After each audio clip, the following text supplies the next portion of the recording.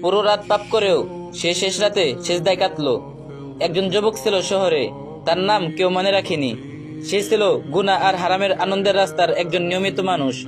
তার রাত ছিল গান, নাচ, নেশা, হারাম আলাপ, তার সকাল কেটে যেত ঘুমে। এক রাতে তার বন্ধুরা সবাই মিলে পাপের আড্ডা থেকে ফিরছিল। যুবক মাথা ব্যথায় একটু আগেই বাড়ি চলে আসে, কিন্তু অদ্ভুত হলো, বিছানায় মাথা রাখতেই হৃদয়ের ভিতরে একটা অচেনা কষ্ট শুরু হলো। মনে হলো কেউ ভিতর থেকে টানছে, কেউ যেন বলছে আজ রাতটা শেষ রাত হতে পারে। সে উঠে দাঁড়ালো, নীরব ঘর, অন্ধকার। তারপর অজু করলো। তার হাত কাঁপছিল।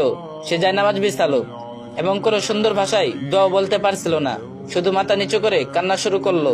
সে শুধু বলল, আল্লাহ, আমি তোমার কাছে ফিরে এসেছি, আমি তোমাকে হারিয়ে ফেলেছিলাম। এত কান্না করলো যে চোখের পানি সাফ ফেললো। ফজরের আজান হলো। তার মা দরজার পাশে দাঁড়িয়ে কান্না করছিল, কারণ সারা রাত সে শুনেছে তার ছেলে সেজদায় কান্না করছে। আজানের ঠিক পর সে যুবক ইহকাল ছেড়ে চলে গেল। লোকেরা বলেছিল সে তো পাপী মানুষ ছিল, কিন্তু আলেমরা বললেন সে আল্লাহর দিকে শেষ রাতে যাত্রা করেছে, হয়তো তার শেষ সেজদাই তাকে বাঁচিয়েছে। এটাই তওবা। কেউ যদি পাপের ভান নিয়ে আসে, আল্লাহ তাআলা পথের দিক দেখে, পাপের লিস্ট দেখে না। কখনো কখনো মানুষ না, আল্লাহর কাছে ফিরে যাওয়াটা হৃদয়কে সবচেয়ে বেশি শান্ত করে।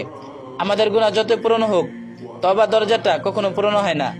সাইয়্যিদুল ইস্তেগফার এটা এমন এক দোয়া যেটা শুধু ক্ষমা চায় না, এটা নিজেকে আল্লাহর কাছে ফিরিয়ে দেয়।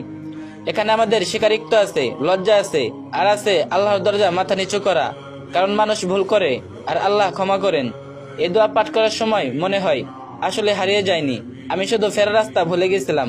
আর আজ সেই রাস্তাটাই আবার চোখে পড়ে। যে মানুষ সত্যি তওবা করে, তার অতীতের অন্ধকারও আল্লাহ তাআলা বদলে দিতে পারেন। এই দোয়াটা সেই শুরু। সাইয়্যিদুল ইস্তেগফার, প্রথম ক্ষমা প্রার্থনার দোয়া।